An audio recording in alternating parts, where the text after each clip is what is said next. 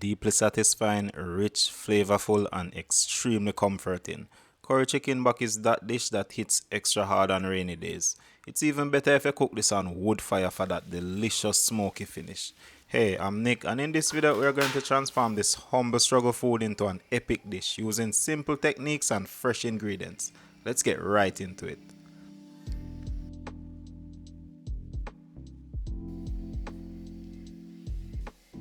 Chicken back, as the name suggests, is the back part of the chicken, including the backbone and ribs. It's usually tough, fatty, bony, and packed with connective tissue, qualities that make it the least desirable cut, only costing a fraction of what other parts of the chicken go for. But just like oxtail, those same qualities, fat, bone, and tissue, are what give it so much flavor when cooked properly. When prepping chicken back, the first thing we want to do is clean it properly. There are some organs in the back that we need to remove, so this will cook up nice and clean. After that, I'll rinse the chicken with a splash of vinegar and some water to clean it up.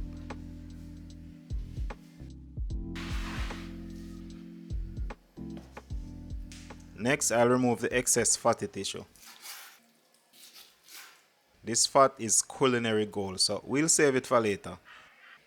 The skin also has a lot of fat, and not everyone loves the texture after it's cooked, so we're going to remove that too. I'll also cut off the tail, or as we say in Jamaica, the chicken body. And there we have it, the chicken back with most of the fat removed. These are local chicken back from Best Dressed Chicken, known for their consistent quality. In Jamaica, most of the chicken back consumed is imported from the United States, where it's not a popular cut. While imported chicken back is often cheaper, it doesn't match the quality of Best Dressed Chicken back. It often has very little meat and is mostly bones and fat. The quality of imported chicken back has declined further in recent years. Meanwhile, the price of Best Dressed Chicken back is now only slightly less than that of whole chicken, making it less of a budget-friendly option than it used to be. That is a lot of chicken fat. No worries though, I'm putting all of this flavorful gold to good use by rendering it down. Chicken fat is incredibly flavorful and works wonders in cooking, adding a big boost of richness to your dishes. Place all the trim fat in a pan and place it on low heat. Add a splash of water to help render out even more fat. Once the cracklings shrink and turn golden brown, you'll know it's ready. The aroma, rich and nutty, is something I personally love. Back in the day, rendering chicken fat was just a natural step when cooking chicken back. It's a practical way to avoid waste while enhancing the flavors. You can use these crispy cracklings to add a delicious crunch to your dishes like salads, or as a little treat for your dog. And that's our rendered chicken fat. It's a fantastic substitute for cooking oil, adding flavor to any dish. Now, let's get back to the chicken back. While we could leave them as they are and the recipe would still work, I prefer chopping them a bit smaller. Jamaicans love chicken back for curry. Its bony nature doesn't bother most people. We're willing to work with bones for the reward of deeper, richer flavors. A proper curry chicken calls for lots of fresh herbs and spices, ingredients with bold complementary flavors. We could go the modern route and make a green season blend using all our fresh ingredients. It's super convenient and I'll leave a link below on how to make green season. But for this video I'm going old school, making it the classic way with freshly chopped ingredients, just like our grandparents would have done. When we handle them properly, fresh ingredients deliver the most incredible flavors, and that's exactly what we're going for. Let's grab that chicken back. Season with about 1 teaspoon salt, 1 teaspoon black pepper, a tablespoon of freshly ground allspice or pimento, about a tablespoon and a half of all-purpose season. This is from Island Spice and it's a pretty straightforward blend of dehydrated seasoning that adds a nice sharp layer of flavor to the curry. 1 medium chopped onion, a few stalks of chopped scallions, both greens and white, about an inch of grated ginger. This adds some warm flavors and aromas. Chopped scotchy, go easy, we can add more later. A couple sprigs of fresh thyme. If you don't have fresh thyme, don't use any other thyme. Just skip it. There's no substitute for this. I'm just pulling off the leaves and tender bits. Now for the star of this dish, Jamaican curry powder. Jamaican curry is distinct in that it's turmeric heavy with just a few other spices. It has a very clean and simple flavor profile, so it's a lot more versatile. I'm starting with about a tablespoon and a half to 2 tablespoons. Next, we're just going to massage all those delicious flavors into the chicken.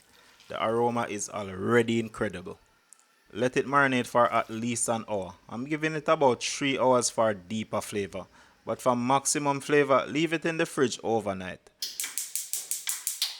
To cook our chicken back, grab a heavy bottom pan and put it on medium heat. Add a big splash of that rendered chicken fat to the pot. Once it's hot, I'm going in with about 2 tablespoons of Jamaican curry powder. This step is called burning the curry, though we're not actually burning it. Heating the curry in the chicken fat blooms the spices, enhancing and developing their flavors. After about a minute, it's time to add the seasoned chicken back to the pot. Make sure to get every last bit of those seasonings. It's a sin to waste flavor.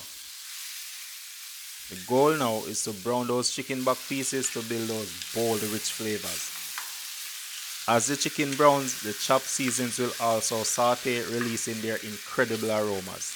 If the chicken releases any water at this stage, let it reduce completely before continuing to brown the pieces. This step is absolutely crucial if you want to maximize the flavor of this dish. Once we've achieved a good browning on the chicken back, it's time to add the diced carrots and diced Irish potatoes. These are optional, but they make the curry heartier and naturally help to thicken the gravy as they break down. Next, pour in about 2 cups of water, making sure to scrape the bottom of the pot to release all those stuck bits of flavor. Now cover the pot and let it simmer gently until the chicken back becomes tender and flavorful. While that's simmering, let's prepare a delicious side dish to serve with our curry chicken back. While plain white rice is the go-to side for most Jamaican curries, pairing curry chicken back with boiled dumpling hits different. It's pure comfort food. For this easy dumpling recipe, I'm using 2 cups of all-purpose flour, 2/3 cup of refined yellow cornmeal, close to 1 cup of blended coconut, a teaspoon of salt. Give everything a quick mix to distribute the ingredients evenly. Next, slowly add fresh coconut milk a little at a time, mixing as you go to form a dough. Knead until the dough comes together with a smooth texture. Then let it rest for at least 10 minutes. This step makes shaping the dumplings so much easier. After resting, shape the dough into your preferred dumpling style. Place them into boiling water and cook until they float. This is the sign that they are ready. If you want a deeper dive into making Jamaican dumplings, including the most popular variations, I've got you covered. I'll link a detailed video guide below.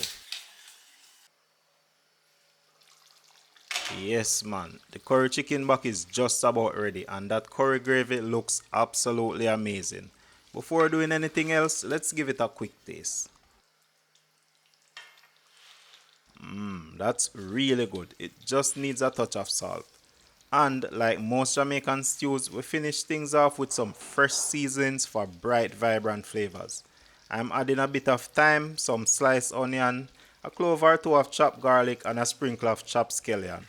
These fresh additions give the curry a nice layer of flavor and aroma that really elevate the dish.